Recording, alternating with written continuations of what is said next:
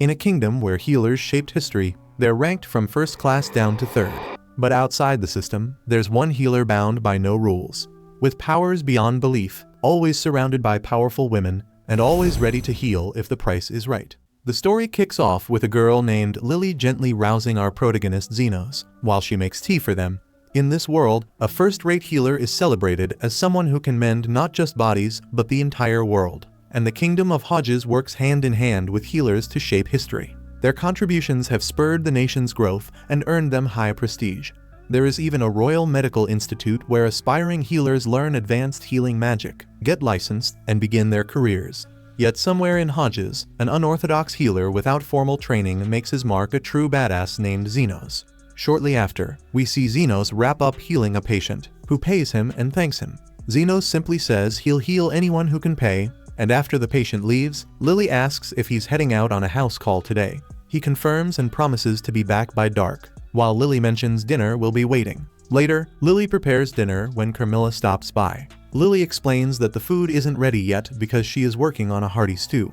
Carmilla, eager to eat, is told to leave it all to Lily, as she is destined to be Xenos' future bride. With that, Carmilla retreats to her room. Not long after, Zofia arrives at the clinic looking for Xenos. Lily tells her he's on a house call and decides to wait herself. She admits she came early hoping to have Xenos all to herself. Soon enough, Linga shows up too, keen on catching his attention. Lily gives her the same explanation, leaving Linga disappointed. She had planned to get close to Xenos in her own way. Zofia urges Linga to step back, but she refuses to budge. Their bickering is finally cut short when Lily reminds them it is her duty to wait for Xenos. Then Lo enters and announces she's here to have fun with Xenos. Lily informs her that he is not around at the moment and tells her to fix the door she broke before coming in. When Lo finally steps inside, she is surprised to see everyone gathered there. She wonders if Lily's cooking has lured them all, and they tease her by saying she's the only one who would come here for a reason like that.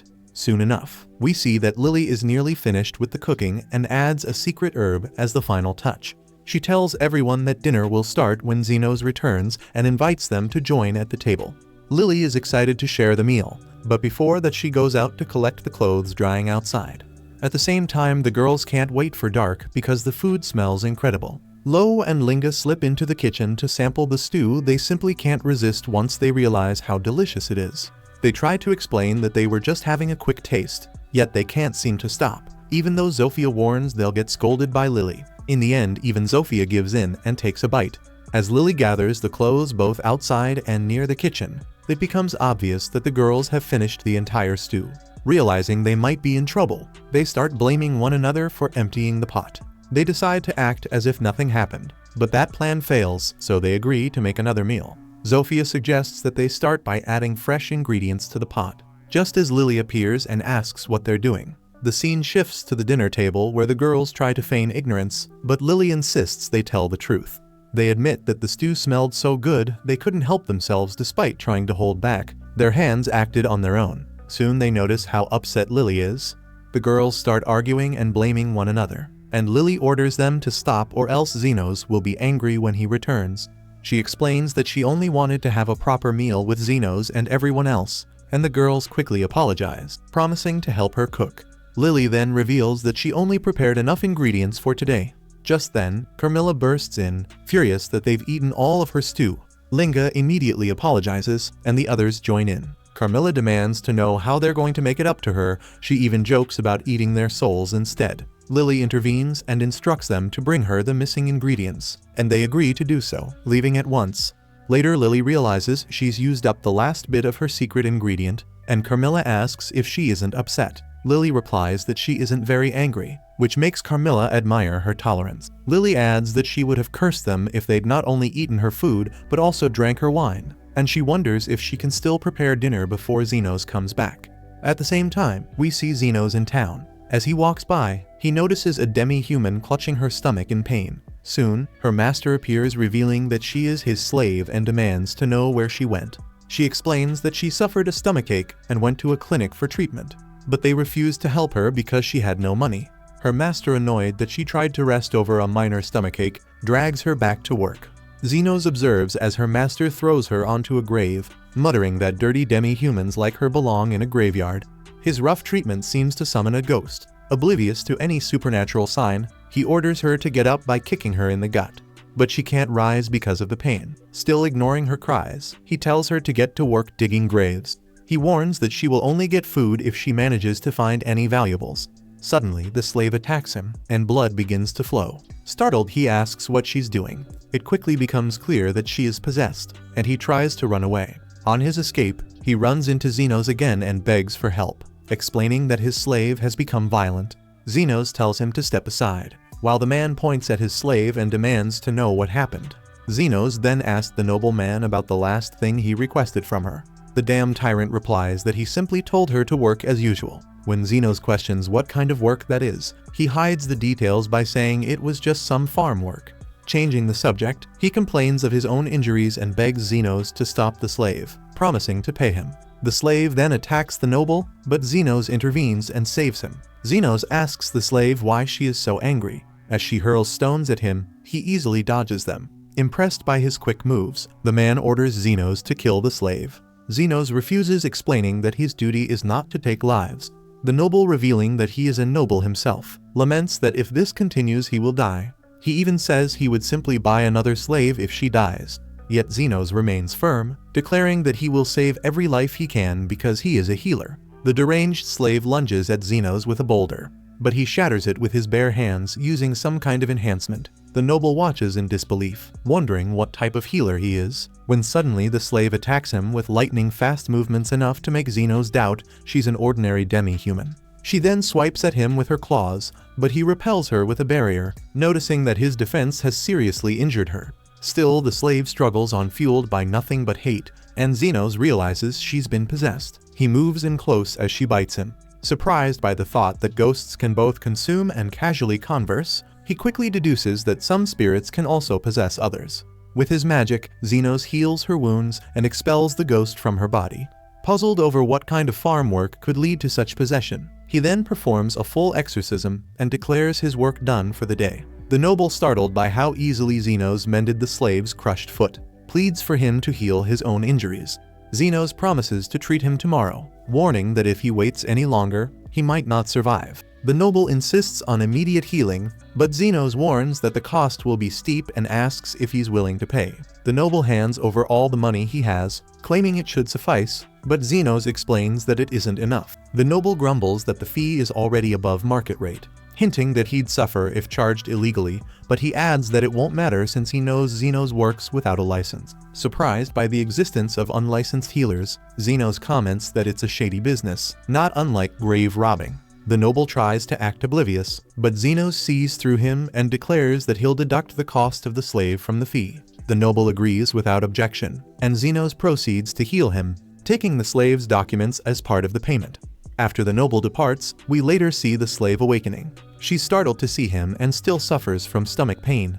When she asks who he is, he introduces himself as Xenos, explaining that he's effectively bought her. He then asks her name, and she tells him it's Tyru. Xenos orders her to remove her clothes, explaining that he spent a significant amount on her and needs to assess her condition. She's reluctant at first, but she still follows through, and he observes that her bile duct is blocked with gallstones and inflamed. Xenos then heals her in mere seconds, leaving Tyru astonished as she asks exactly what he did. He explains that he simply made a small incision in her stomach, removed all the gallstones, and then sutured it back up cleanly. She's taken aback that he didn't resort to any lengthy chanting or use intricate magic circles, and that his work left no trace at all. Xenos brushes it off, saying it's nothing extraordinary and that any skilled healer could manage this, but she insists that such a feat is far beyond what most could handle. Tyru expresses her heartfelt thanks for saving her and wonders how she might ever repay him. In response, Xenos reveals that he actually has a job for her. He shows her a detailed drawing of a rare herb and asks if she can track it down. Determined, she agrees and accompanies him. Before long, she finds the herb. It turns out to be the very same secret ingredient that Lily used in her cooking earlier. Xenos offers his sincere thanks, although Tyru feels it was a modest task and she had secretly hoped for a more significant challenge. But Xenos explains that his policy is to take payment commensurate with the work done. Despite her feeling that she barely did anything, he is content with her contribution, remarking that without her, he wouldn't have been able to manage. In a final gesture, he rips up her contract papers, declaring her free to choose her own path and do as she wishes. Uncertain about her future direction, Tairu promises that she'll return once she figures out what she truly wants to do. Zenos says his farewells, urging her to come see him if she ever gets hurt. Later that night, Zenos makes his way home, where Lily informs him that dinner is still not ready. Not long after, the three girls return after gathering ingredients, and Zenos can't help but wonder what they've been up to. They try to conceal the fact that they've already devoured his dinner, prompting Lily to decide to start cooking another meal. Zenos then retreats to another room. As he goes by, Carmilla catches a distinct scent of another woman on him, a clue that something interesting might have occurred. He tells her to be quiet, and Lily, busy preparing dinner, asks him to wait a little longer. But Zenos interrupts, requesting a cup of black tea instead. Realizing his need, Lily promptly agrees, announcing that she'll prepare a fresh cup right away. Back in the day, Zenos was part of a top-tier adventurer party. But one day the party leader Astan hurled a gold coin at him as a reminder of his poverty, kicking him out of the group.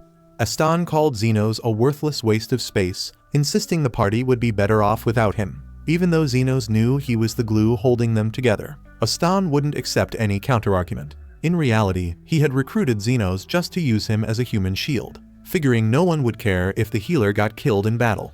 Now that the party had grown stronger, Zenos tried to explain that their strength came from his healing abilities. Astan retorted that Zenos' self-taught, shady healing skills were worthless, and that any other healer could do a better job. Elsewhere in a dark alley, two slave traders were trying to restrain an elf girl so they could tie her up and sell her later. One of the women cautioned her partner to be careful with her since elves were rare. Keeping her in good condition would fetch a higher price. The man had already pinned her to the ground when the elf Lily refused to surrender without a fight, so she kicks him right where future generations get cancelled. Then she bolted. Her escape, however, was cut short when the man equipped with a bow shot her in the ankle. Lily collapsed, unable to run further, and the traitor quickly caught up to her. He attempted to subdue her once more, but Lily fought back fiercely, biting his hand as if determined to erase his presence. In a desperate move to free himself, the man ended up stabbing her. By chance, Zenos happened to be walking through that same alley and discovered Lily on the ground, bleeding. He demanded to know if these traitors were responsible. They snapped at him, telling him to buzz off since slavery was perfectly legal in this land, and, in their eyes, Lily was their property to do as they pleased. Legally, Zenos had little ground to stand on. Still, an idea sparked in his mind. He offered to buy Lily by handing them the gold coin he'd received from Astan. Most of the time they'd refuse after all. An elf slave was worth far more than a single coin. But seeing her condition and the fact that she was already bleeding out, they took the coin and left. After they're gone, Zenos walks over to Lily to check if she's still alive. Lily, resigned to her fate, tells him to just leave her be, but Zenos insists she isn't going to die. Looking down at her wound, Lily is surprised to see that Zenos has already healed her completely. She thanks him for his help and apologizes for the gold coin he spent to buy her, though Zenos admits he didn't really want to keep it, as it only reminds him of Astan. He asks if she has a home, but given her status as a slave, it's safe to assume she's broke and homeless. Noticing that she's also very hungry, Zenos offers to get her some food and clothes before anything else. Zenos ends up taking her to a nearby diner and even buys her a fresh set of clothes along the way. While Lily happily enjoys the meal, she's puzzled that he didn't order food for himself. Zenos explains that he isn't hungry, even though the truth is that he's really broke. He spent the last of his money on food and clothes for Lily, and after getting kicked out of Golden Phoenix, he's likely going to need a new job soon to avoid starvation. Just then, a man stumbles into the diner, visibly injured in his arm. It's clear he's been through some trouble by the wound's appearance, with a gaping hole and some mild burn marks. Zenos deduces that the man must have been shot by a magic gun. Although the man is a lizard person and his wound might normally heal on its own in a few days, the injury is deep enough that it needs immediate attention. Zenos stretches out his hand and casts a healing spell. Within seconds, the hole in the man's arm seals up perfectly. Startled by the sudden recovery, the man asks who Zenos is. Before Zenos can answer, Lily pipes up declaring that he's a badass healer. Though the man has never heard of Zenos before, he's grateful for the help and hands him a few coins, promising to spread the word. At first, Zenos is a bit confused about the payment, but then he remembers that healers usually get paid for their services. That sparks an idea. He decides to open a clinic and become a professional healer. However, since he hails from the slums, obtaining an official healing license would be difficult. That's why Zenos opts to become an underground healer. Lily doesn't fully catch what Zenos is rambling about, but if he's planning to open a clinic, she's all in to help him out. Zenos pauses to consider the idea. Knowing that starting a clinic without a license is against the law, he's not sure it's right to rope an innocent kid into such shady business. Still, Lily reminds him that he bought her just minutes ago, which in her eyes makes him her master. Therefore, she's bound to stick by him no matter how many rules he breaks. Though Zenos never intended to become her master, he only wanted to assist her. Lily points out that she has nowhere else to go. If he leaves her behind, it'll be his fault if she ends up back as a slave. After some thought, Zenos relents and agrees to let Lily join him. Overjoyed, she swears to serve him with every fiber of her being, though he quickly tells her not to make things awkward. Realizing that setting up a clinic also means he needs to sort out his own homelessness, Zenos takes Lily to an abandoned part of the city in search of a place to stay. Curious, Lily asks why he wants to live there. Zenos explains that he needs to keep a low profile, so the Royal Association won't catch wind of his illegal clinic. Plus the perfect price for his wallet that's been socially distancing from money. Although Lily can't argue with that logic, she's still uneasy. Knows that creepy monsters tend to haunt places like these. Eventually, they find a house that's still in decent shape, and Zenos thinks he's hit the stars finally lined up. However, the moment Lily lays eyes on it, she is terrified because this looks like a haunted house starter pack. She worries that if they get unlucky, they might even run into a wraith. Zenos, clueless about what a wraith is, listens as Lily explains that wraiths are terrifying undead beings capable of turning people into ghosts with just a touch. They step inside, but the darkness forces Lily to use her basic magic to light up the room. Zenos is surprised that she can cast spells at all, though he quickly notes that her tricks aren't very advanced. Once the room is illuminated, they see everything clearly. It's just as rundown as Lily feared, but Zenos stays optimistic. The roof is solid and the support pillars are sturdy overall. It's perfect for setting up his underground clinic. Nonetheless, they encounter one major problem. There's actually a wraith in the house, and it threatens to drain Zenos of his life force. Lily panics, while Zenos is more disappointed that the house came pre-haunted by something with no chill. Suddenly, Carmilla charges at him, but he effortlessly repels her with a healing spell that ends up destroying both of her arms. He isn't at all intimidated by Carmilla back in his Golden Phoenix days. Aston would send him into the labyrinth alone whenever he was in a foul mood, and Zenos had run into countless wraiths there, defeating at least 100 of them. It turns out that healing magic works pretty effectively against undead monsters. Returning to the matter at hand, Zenos apologizes to Carmilla for barging into what appears to be her domain, but explains that there are no other options nearby. He asks if she's alright with him moving in. Carmilla feels insulted that Zenos would even suggest sharing her space, the so-called Queen of Wraiths, and she summons a host of ghost servants to drive him out. Without flinching, Zenos casually uses a high-level healing spell to wipe them all out. Stunned by Zenos' power and beginning to worry he might exorcise her, Carmilla eventually concedes. Not wanting to fight, Zenos asks if she's willing to let him and Lily have at least one bedroom, along with a space to treat future patients. Realizing she can't beat him, Carmilla agrees to let them have the first floor while she keeps the second floor for herself. Zenos thinks that arrangement works out pretty well, though Lily isn't sure whether to be more scared of Zenos or Carmilla. By the next morning, with no patients around, Lily grows bored and asks Zenos if she should either go outside to do some advertising or maybe even kick someone's ass. Zenos, however, advises against it, worried the Royal Hospital might eventually catch wind of their operation. Besides, he's confident it won't be long before they get their first customer. Sure enough, a few seconds later, someone walks in. Lily eagerly rises to greet their first customer and is surprised to see that it's the same guy Zenos healed the day before. Zenos had been expecting him sooner or later after all. Law-abiding citizens don't usually get hit by magic bullets, and people like him would rather avoid the traditional hospital scene for obvious reasons. The man introduces himself as Zond and says he needs Zenos to check on his sister. Zenos agrees to help, and Zofia shows him a minor flesh wound on her arm. She explains that her arm has been acting weird since yesterday, and after one look, Zenos deduces that she was hit by a magic attack laced with poison. Zofia asks if there's anything he can do, but since she endured the wound all night, most of the tissue in her arm is dead.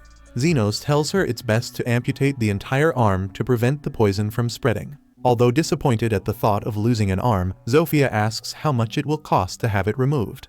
Zenos says she'll need to pay 1,000,000 yen, which immediately infuriates Zond. He finds it outrageous for such a simple procedure. Just as he's ready to start a fight over the price, Zofia intervenes and tries to negotiate with Zenos. She questions whether he really wants to charge so much when she's known as Zofia the Tornado, the leader of one of the 3 gangs in the area, a fact Zenos is well aware of. Yet, he refuses to do the work for free, especially since regeneration takes a lot of effort. Zofia is baffled, having never heard of a healer who could regenerate limbs, and Zenos is equally puzzled, as his self-taught method is something he hasn't seen in other healers. Not knowing what the standard is, he simply asks if she wants to proceed with the procedure. Zofia agrees without hesitation. Zenos then lays her on a table and prepares to amputate her arm. He conjures a magic scalpel, a blade of condensed magic that appears at will. It's super sharp and completely sterile, making it ideal for surgery, though most healers can't perform such feats. He begins the operation by continuously channeling healing magic to numb the area. He then swiftly amputates the infected arm and ramps up his healing power to regenerate a new one. Layer by layer, he rebuilds Zofia's arm until it's as good as new and stops acting weird. Amazed and grateful that Zenos successfully regenerated her arm, Zofia no longer objects to the price. She even promises to send her injured subordinates to him for treatment. Far as Zenos is concerned, if they're throwing coin, they can be as weird as they want. In the days that followed, Zenos was busy treating numerous patients from the Lizardman faction, so Lily brewed some tea to help him relax. Grateful for her thoughtfulness, Zenos couldn't help but wonder why she prepared 3 cups instead of 2. Lily explained that one was for Carmilla, though Zenos wasn't entirely sure if Carmilla would join them until he learned that she actually loves tea. While taking a break, Lily asked Zenos if he'd any idea why the Lizardmen kept getting injured so badly. Based on what he'd seen, he suspected that a turf war was raging between various factions. Then out of nowhere, one faction literally broke through the door. A pack of werewolves stormed into the clinic, and their leader Linga declared that she was determined to kill Zenos. She'd been fighting the Lizardmen for days, and no matter how many she injured, they'd always recovered, so she set her sights on eliminating their healer. For one, Zenos wasn't even affiliated with the Lizardmen, and he preferred avoiding violence. Yet Linga had already ordered her crew to kill him. Despite their ferocity, his defensive magic kept him immovable, unable to be harmed. Realizing brute force wasn't working, Linga resorted to demolishing the clinic. That plan quickly backfired, as the building was also Carmilla's residence, something she wouldn't tolerate being destroyed. The moment Linga and her pack saw the Queen of the Wraiths, Carmilla, fear gripped them, knowing a Wraith was among them, an enemy they could never defeat. Carmilla, infuriated by their intrusion, was ready to drain them of their life force, but Zenos intervened, urging her to calm down. He explained that he didn't want anyone to die in his clinic, noting that none of the attackers had even reached the 2nd floor. As long as Linga and her men agreed to fix the damage, he promised to let it go. Seeing that the Queen of the Wraiths had listened to him, Linga immediately began pleading for forgiveness. Then the next morning, an orc popped into the clinic like he owned the place, saying Lo, the big boss of the orcs, wanted a word with Zenos. At the same moment, Zenos saw this coming eventually, especially since he'd already handled 2 other slum bosses. Lo was the boss of the orcs and ogres, and she'd raked in a ton of cash mining mana stones with brute force, making her a pretty big shot around these parts. At least after he dealt with her, nobody else would dare cause trouble around his shop anymore, so he figured he might as well just handle it now. But before heading out, Zenos asked the orc if Lo was the reasonable type. The orc assured him Lo was easily the wisest, most respectable person he'd ever encounter. Hearing that put Zenos at ease, though it left him curious why Lo hadn't come along herself. The orc explained that right now, she couldn't exactly move. That sounded pretty serious, prompting Zenos to immediately hurry out to meet his newest patient. The orc guided him into a cave and introduced him to Lo. She was glad to finally see him in person. But before doing anything else, Zenos asked how she'd even found out about him. Lo explained the Lizardmen and werewolves had been running their mouths non-stop about some super secret healer they definitely weren't supposed to talk about. That pretty much ruined the whole underground part of being an underground healer, but Zenos would just have to sort that out later. From what Lo heard, Zenos could patch up anyone for a decent price, no matter how bad the injury, and she wanted to see if he really lived up to the hype. As Zenos approached her and raised his hand, Lo wondered aloud what exactly he was up to. Zenos calmly explained that since he couldn't see any injuries externally, he was scanning her to detect internal damage.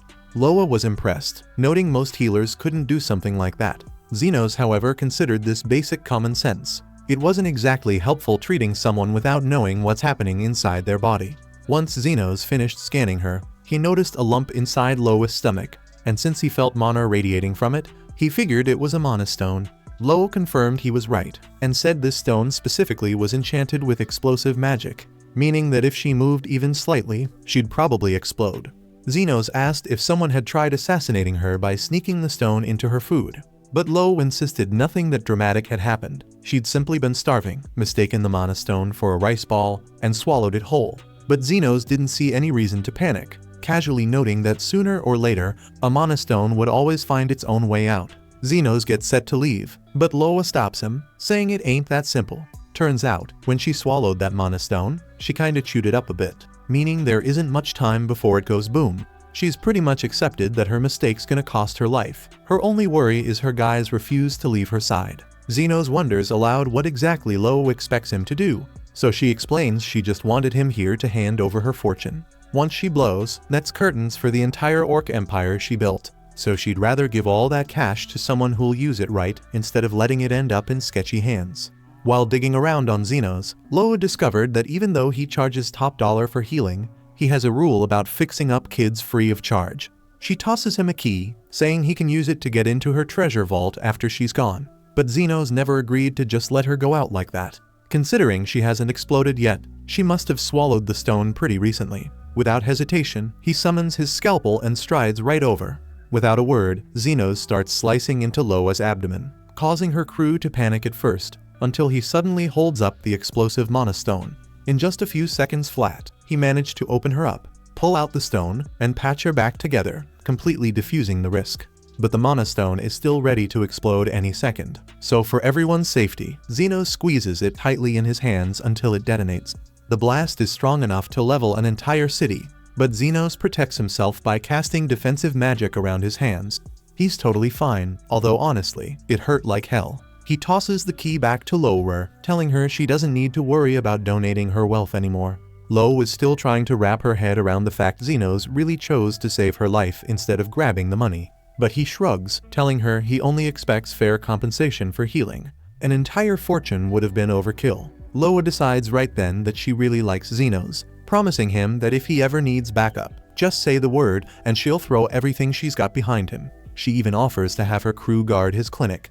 But Zenos figures it's smarter to keep his distance. Having Loa's men hanging around is a guaranteed recipe for trouble. A few days pass, and Lily's moping around at the front desk, because lately, Zofia, Linga, and Lo have been hanging around the clinic way more than usual. Come to think of it, Zenos realizes they've been popping up constantly, even though none of them ever seems hurt. He figures they're probably just bored, but Carmilla straight up tells him it's obvious those women have a thing for him. Zenos can't wrap his head around why they'd fall for a regular underground healer like him, but Carmilla insists she knows exactly what she's talking about. Lily worries one of them might start dating Zenos and hogging all his attention, but Zenos quickly assures her he'd never date any of those weirdos anyway.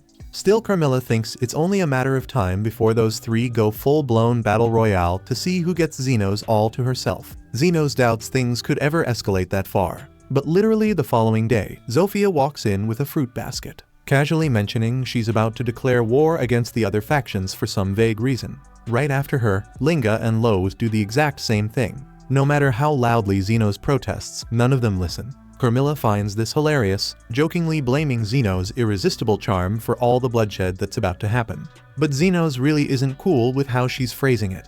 The big showdown is scheduled for noon today, and Zenos can't let them murder each other because of him. He's gotta step in and do something fast. Over at the stadium, the three girls and their crews are already geared up and ready to start a full-on massacre. Just before the bloodshed kicks off, Zenos suddenly strolls in. Everyone turns to hear what he's got to say, but Zenos surprises them all by announcing he's not here to stop the fight. Since they clearly have old grudges against each other, he tells them to fight it out until everyone's satisfied. With Zenos' green light, the girls all agree to go all out. Whoever's left standing at the end gets to claim Zenos' stick as the grand prize. Zenos definitely doesn't recall agreeing to that last bit, but before he can object, the chaos is already underway. Zofia lunges first, aiming her daggers at Linga's neck, but Linga dodges swiftly, flipping out of the way just in time. Right then, Lo leaps in to deliver a flying kick to Zofia, but Zofia sidesteps, and a bunch of random bystanders get flattened instead. Zofia and Linga clash again, but before they can land solid blows, Lo drops down from above, nearly flattening them both. The impact sends Zofia tumbling into the orc section of the arena, prompting her to attack the orcs immediately, and soon enough, all three sides are throwing down against each other's factions. It's total carnage out there, with people getting sliced up left and right. But somehow, even after battling non-stop for 6 hours, no one's actually died yet. Suddenly, Zofia notices the injuries on her arms are magically closing up, and Xenos casually mentions he's been behind it the whole time. He agreed to let them have their dramatic death match, but he definitely wasn't about to let anyone actually die, especially since they're still technically his patients. Zofia feels pretty dumb for not noticing Xeno's trick earlier, but to be fair, none of them ever imagined a healer could treat so many injuries at once, especially continuously for over 6 straight hours. They finally get it. At this rate, the fight's never gonna end, which is exactly what Xenos wanted them to realize. Unless they can learn to chill out and get along, they'll never have any peace. But hey, if they're really dead set on continuing this nonsense, he'll just keep healing them endlessly. And yeah, he's definitely billing them for every minute. Now feeling kinda embarrassed, the girls finally understand how ridiculous it was to start a whole war over basically nothing. They quickly agree to put their grudges aside and start fresh from now on. Of course, they'll still fight over Xenos, but at least this time, they've promised to keep things strictly non-lethal. At the same time, Lily asks Xenos why he bothered going through all that trouble. Xenos remembers something his teacher once told him: a healer who can only patch wounds is third-rate. Someone who can restore the entire body is second-rate. But a first-rate healer actually makes the world around him better. Xenos doubts he's got what it takes to be a first-rate healer, but he still wants to try improving the slums a bit. Plus, if he'd let everyone wipe each other out, he'd run out of patients to treat, which wouldn't exactly be great for business. Or at least that's what he claims, but Lily sees right through him. She knows he's just acting casual to hide how deeply he cares. After all, if the demi-humans stop fighting each other and start getting along, his clinic's patient numbers would drop like crazy, and yet he helped them anyway. That's exactly why Lily likes Xenos so much, and she tells him this straight to his face. But of course Xenos doesn't really get what she means. Anyway, it's getting pretty late, so Xenos decides to head out, collect his payment, and call it a day. Lily's surprised. She thought he was joking earlier about charging them for all the healing he did during the fight. But nope, Xenos is dead serious. Treating that many people for hours straight is exhausting, so obviously he's expecting to get paid. Over in the capital, the commander of the Royal Knights is having a little chat with his vice commander Krishna. Krishna asks if something's up, and the commander mentions he caught wind of a strange rumor. The war between the demi-humans has suddenly come to a halt. Krishna's shocked. They've been battling over the slums for years, so it's hard to believe they'd just randomly decide to play nice now. Honestly, the commander isn't buying it either. But if the rumor checks out, he'll need to step in. The kingdom has stayed stable with the royals and nobility on top, because the poor, unfairly treated folks are usually too busy fighting each other to threaten the status quo. If they start cooperating, though, they might band together and demand stuff like universal healthcare, and obviously nobody at the top wants that. Rumor has it one individual is responsible for bringing peace to the demi-humans, so the commander assigns Krishna to handle the situation personally. Krishna understands clearly and vows she'll track down this dangerous individual and arrest him immediately for the terrible crime of promoting peace. Over at Xenos' clinic, he sneezes cause folks been talking about him. Soon as that happens, the whole place starts tripping, thinking he's about to catch something nasty. Linga jumps in and says he can use her tail if he needs something warm and fuzzy. Then Lowell, with a smirk, says she's got a spot that's even warmer if he's feeling cold around the face.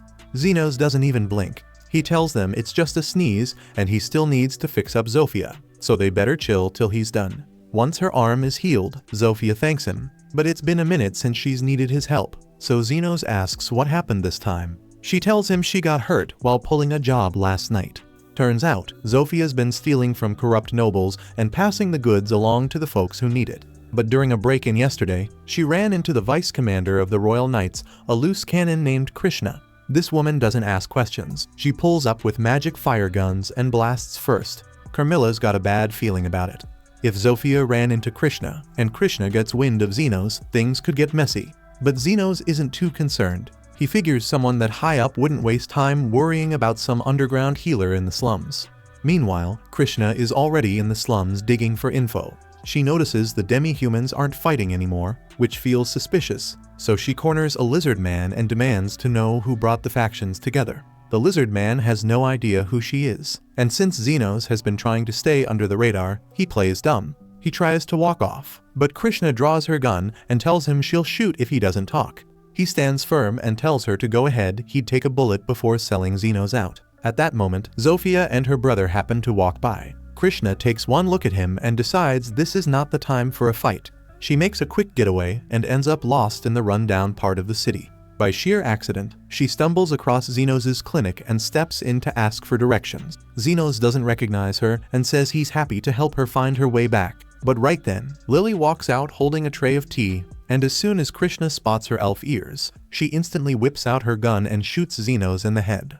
Lily's stunned that Krishna straight up put a bullet in Xenos' head out of nowhere. But Krishna claims she has a perfectly valid reason. Alongside her current mission, she was also sent to investigate some recent kidnappings in the area. Since Xenos is human and Lily's an elf, Krishna immediately assumed Xenos had kidnapped Lily, so she didn't hesitate to shoot first. Lily quickly points out the holes in Krishna's logic and explains that Xenos basically adopted her, and she's here because she wants to be. Krishna starts to realize she might have made the wrong call, especially now that she sees how happy Lily is. Luckily, the bullets she used were non-lethal, so Xenos should be unconscious at worst. But to her surprise, Xenos looks totally fine. Krishna apologizes for shooting him and jumping to conclusions, but she can't figure out how he survived without a scratch. Xenos casually tells her he just used some defensive magic to block the shot. But Krishna doesn't buy it. Ordinary defensive spells shouldn't be strong enough to handle her bullets. Xenos has no clue what she means, since his defensive magic seems pretty standard to him. But Krishna's seen plenty of high-level magic during her years as Vice Commander of the Royal Knights, and she knows Xenos' shields are at the level of a Grand Sorcerer. As soon as Krishna mentions she's the Vice Commander, Xenos and Lily instantly tense up, realizing her presence might spell trouble for them. Apparently Krishna wants to ask Xenos for some help on something important. To avoid any further trouble, Xenos agrees to hear her out, but secretly warns all of his clients not to show up while Krishna is there. Once seated, Krishna explains she's currently on a secret mission and needs his assistance. Xenos tries to decline politely, but Krishna insists it's every citizen's responsibility to cooperate with the orders of knights.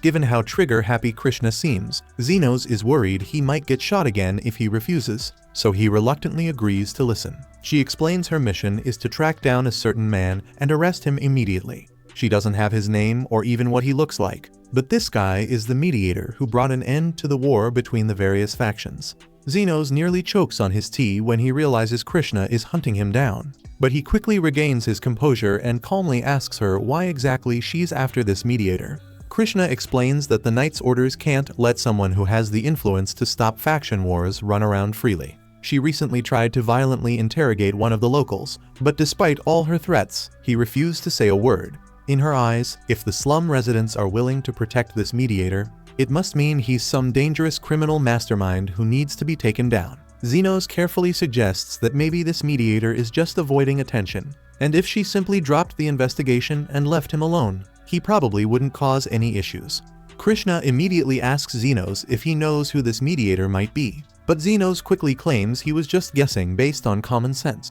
Regardless, Krishna insists she can't just ignore this person because her commander gave her direct orders, and anyone with enough power to end factional conflicts is too dangerous to leave unchecked.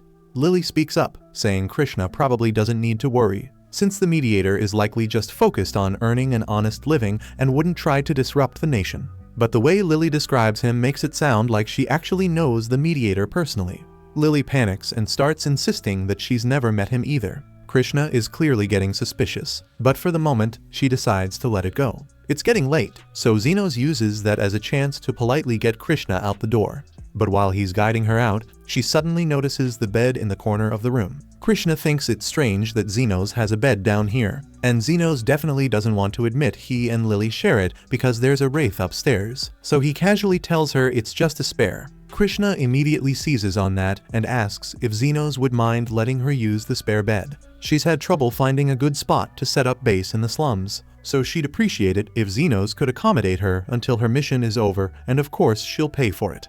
Xenos knows there's no way he can refuse without making her more suspicious, so he reluctantly agrees, while Carmilla watches the whole situation unfold and finds it absolutely hilarious. Lily brews up a little green tea for their new guest, but Krishna struggles with hot drinks and starts carefully blowing on it to cool it down. Lily still feels jealous about this new woman showing up and trying to grab Zenos' attention away from her. So she decides to demonstrate her position clearly. She casually hops onto Zenos' lap and sweetly asks him to pat her head like he usually does. Zenos complies without a fuss, though he's a bit confused about why she suddenly asked for this. Carmilla, invisible as always, quietly whispers in his ear that Lily is obviously jealous, startling Zenos. But Carmilla just finds the whole scene way too entertaining to ignore. Determined not to lose Zenos' affection, Lily keeps clinging even closer than usual to make sure Krishna knows who's in charge here. But Krishna couldn't care less. She's still busy cautiously blowing on her hot tea. Eventually Lily drifts off to sleep, and Zenos gently tucks her into bed before returning to the living room to finish his earlier conversation with Krishna. He starts explaining the whole situation, how he rescued Lily from a group of slave traders who were apparently part of an illegal trafficking ring operating around the area. This detail explains why Krishna jumped to conclusions and shot first earlier, but unfortunately Zenos doesn't have any useful information about the traffickers themselves. On another note, Krishna has something else she'd like to ask about, given that Zenos seems to be a master mage who's perfected defensive magic. She's curious if a healer who put the same amount of effort into their craft could possibly regenerate an entire arm. Zenos is just about to comment that he thought regrowing an arm was probably something a decent healer could handle, but Krishna quickly says it's supposed to be impossible. According to her, only saints or the absolute best healers in existence would have that kind of power.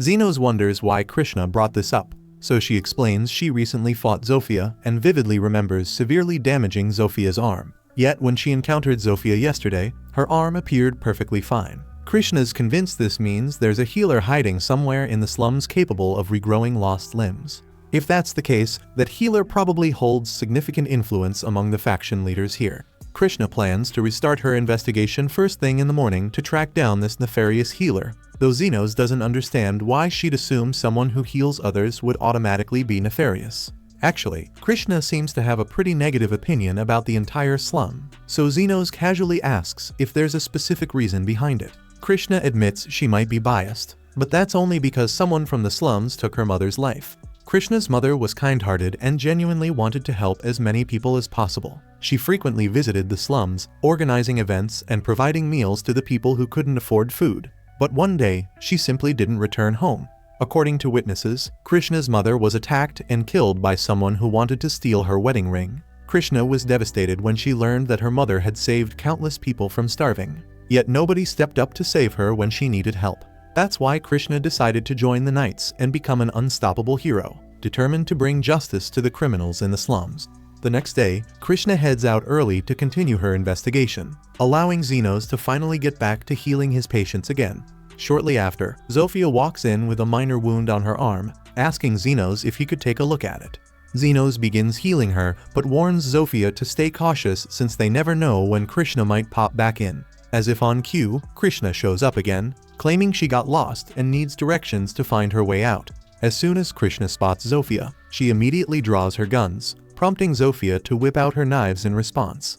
They briefly face off before Krishna asks Zofia if there really is some evil healer uniting criminals to threaten innocent people. Zofia admits there's definitely a healer in the slums, but he's nowhere near evil. She knows she isn't exactly a model citizen herself, but she can confirm there are far worse people hiding among the nobility. For instance, Zofia mentions that Krishna's investigating the trafficking ring, and after doing some digging herself, she found out the mastermind behind it is actually an aristocrat. Krishna finds that hard to swallow at first because the trafficking ring operates within the slums, but Zofia explains that's just a clever trick designed to throw off the Knights. Krishna's still skeptical, but she wants Zofia to give her the name of the person behind all the kidnappings. Zofia calmly states that it's a man named Kalendor. Krishna struggles to believe that accusation, considering Kalendor is well known as a generous philanthropist who proudly educates orphans, not someone who'd sell kids into slavery. Zofia shrugs, saying she never expected Krishna to trust her anyway, since Krishna sees everyone from the slums as criminals. But the mediator isn't like that at all. He treats everyone fairly and always offers them a second chance. Typical Krishna with her naive idea of justice. Furious that Zofia would mock her sense of right and wrong, Krishna immediately moves to pull the trigger, but Zenos steps in front of her, firmly asking Krishna to lower her gun. Krishna urges him to move out of the way, but Zenos refuses, insisting Zofia is his patient and he won't allow anyone to hurt her. He apologizes for not mentioning it sooner, but finally admits that he's the mediator Krishna's been hunting. Krishna thinks Xenos is just trying to protect Zofia by making up a lie, because there's no chance he could actually be the healing mediator. After all, he's already shown mastery over defensive magic, so he can't possibly be an expert healer, too. Xenos calmly replies that he wouldn't exactly call himself a master, but he's pretty skilled in both healing and defense, since both styles just require amplifying a body's natural processes. This explanation makes no sense to Krishna, and she still doesn't buy that Xenos could really be the healer. It's obvious to her that he's siding with Zofia, but out of respect for the hospitality he showed yesterday, Krishna decides to leave peacefully. As she walks out, Lily notices Krishna is headed straight toward the district where the aristocrats live, prompting Xenos to suddenly realize exactly where she's going. Krishna took Zofia's accusation about Kalendor seriously, so she's likely headed to his mansion to question him personally. Obviously, she can't openly accuse Kalendor of running the child trafficking ring, so instead, Krishna makes up a story to justify her visit. She informs Kalendor that there's been a recent increase in theft around his area. Kalendor agrees, mentioning he's had some trouble with the Lizardman gang lately. Krishna tells him that she plans to increase patrols nearby, but first she'd like to inspect his manor to get an idea of his current security measures. Kalendor fully understands her concern and gladly offers to show her around his entire estate. Krishna is given a detailed tour, and afterward, Kalendor asks her opinion about his security system. She praises him for his thoroughness, but something unusual caught her eye during the tour. She asks Kalendor if she could briefly use the restroom before leaving, and he agrees without suspicion, allowing Krishna to leave his office. Although it makes sense for a high-ranking aristocrat like Kalendor to have strong security, Krishna finds it strange that he's put so much effort into securing the backyard of his manor. Feeling there's something hidden back there, she carefully looks over the wall and quickly spots a concealed entrance. Krishna quietly slips down into the tunnel, and moments later, she's confronted with the horrifying realization that Zofia was telling the truth. Turns out Kalendor actually is the mastermind behind the kidnappings. But before Krishna can help the trapped children, he sneaks up behind her, grabs the guns she left upstairs, and blasts off her arm. He tells Krishna she shouldn't have stuck her nose where it didn't belong. Now he just needs to finish her off quickly and get back to his trafficking operation. But before he gets the chance, Zofia and Xenos arrive just in time. When Xenos realized Krishna had headed straight for trouble, he asked Zofia to show him the quickest route here. Kalendor won't allow any witnesses to leave alive, so he flips Krishna's gun to lethal mode and shoots Xenos directly in the face.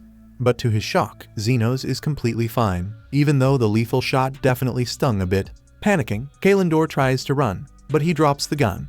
Xenos quickly picks it up, leaving Kalendor begging for his life. Fortunately for Kalendor, Xenos has a strict rule against killing, but that doesn't mean he won't make him suffer a little, so he switches the gun to non-lethal and blasts Kalendor right in the head.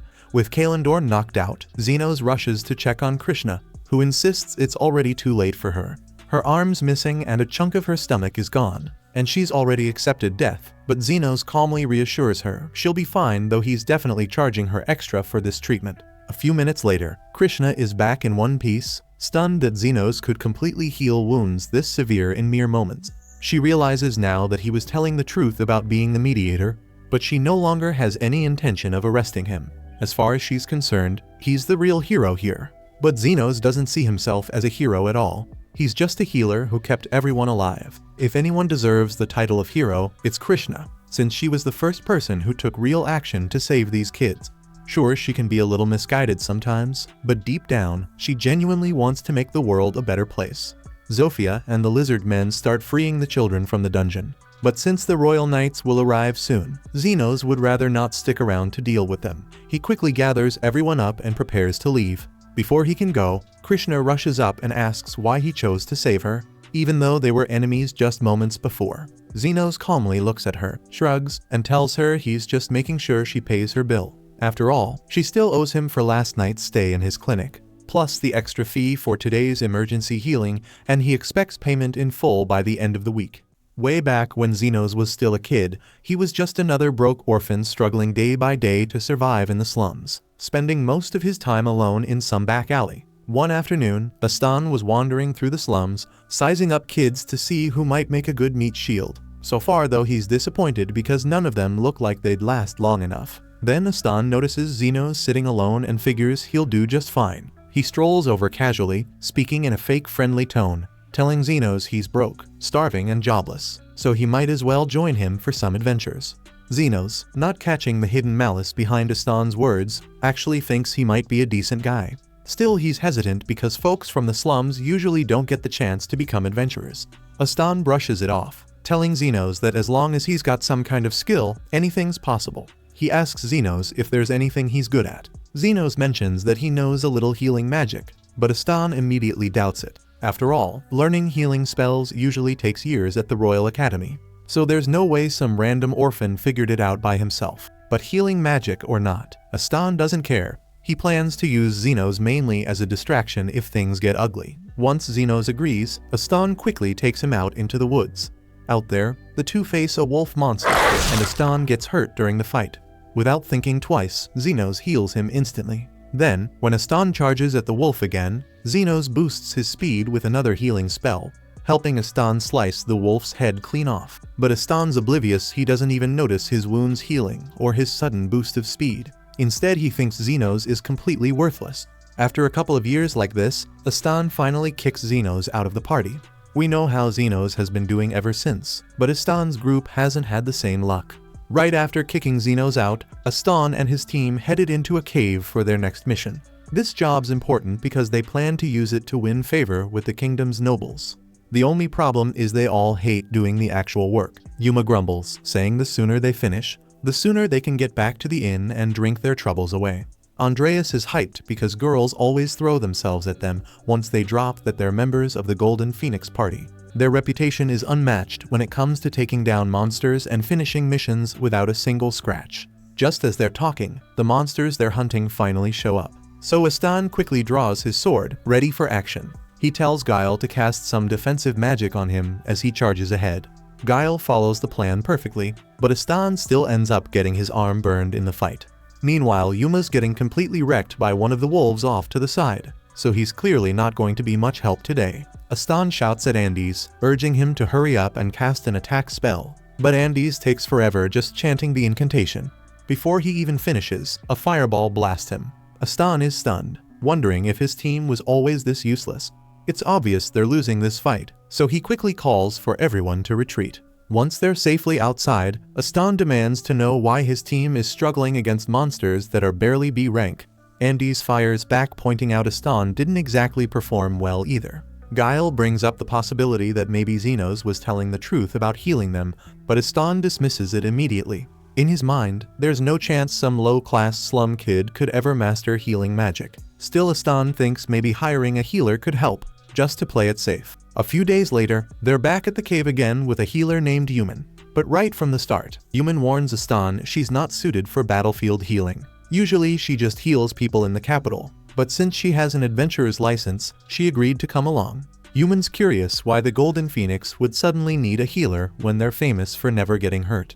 Astan brushes her off rudely, saying it's none of her business. Guile asks Yuman if Yuma will be okay, considering how badly he got hurt by the wolves last time. Yuman says she treated him personally, so he'll definitely live. But his injuries were so severe, he'll never go adventuring again. You'd think Astan might show a bit of sympathy for a teammate permanently out of commission, but instead he coldly says Yuma wasn't worth much anyway and moves on like nothing happened.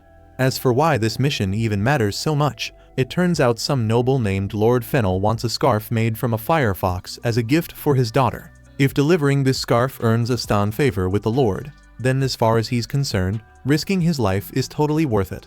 Barely 2 seconds pass before Astan's big plan completely collapses when the wolves launch a surprise attack. Astan instantly leaps into action, yelling at Guile to cast defensive magic on everyone. But when Astan charges in, he can't even land a single blow on the wolves. The wolves retaliate with 4 fireballs. Astan manages to deflect 3, but the 4th slams right into Andes' gut, dropping him instantly. Astan keeps desperately swinging at the wolves without success, until Yuman screams that they need to retreat now because Andes is critically injured.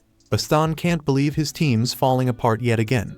The moment they get outside, he furiously turns to Guile, demanding to know why he didn't protect Andes properly. But Yuman jumps in, telling Astan that Guile's defensive magic actually worked perfectly. Without that barrier, Andes would have died on impact from the fireball. Frustrated, Astan tells Yuman to hurry up and heal Andes already, but she shakes her head and says it's impossible. Only elite healers or saints could manage injuries this severe without special preparations. Unless they get Andes to a hospital immediately, he won't make it. Later, Aston meets with Lord Fennel's servant, who bluntly informs him that Lord Fennel is deeply disappointed. Aston begs for another chance, convinced he can secure the fox fur if he just tries one more time. But the servant coldly reminds him it's already too late. Lord Fennel's daughter's birthday has come and gone, making the gift pointless now. The servant explains the reason Lord Fennel is angry isn't just because Aston's party failed. It's because Aston repeatedly assured him they'd deliver, even when he clearly couldn't. If Aston had just admitted from the start that the mission was impossible, Lord Fennel would have accepted that and found another gift for his daughter. But Aston kept promising he could get it done. For a moment, Aston tries shifting all the blame onto Zenos. But then it hits him he never officially registered Zenos as part of the Golden Phoenix party. So legally, Zenos was never even there, and Aston can't pin the blame on him. With no excuses left, Aston bows his head in humiliation and apologizes for all the trouble he caused. It burns him up inside to be bowing to a servant like this, but he swears he'll make up for it somehow. Lord Fennel's servant just scoffs, wondering out loud how Aston plans to do that when half of his team is practically dead already. Aston confidently promises that he'll find new members to rebuild the team, and next time Lord Fennel needs something done, Golden Phoenix will deliver. Lord Fennel's servant finally leaves, but Guile isn't sure about Aston's bold promises.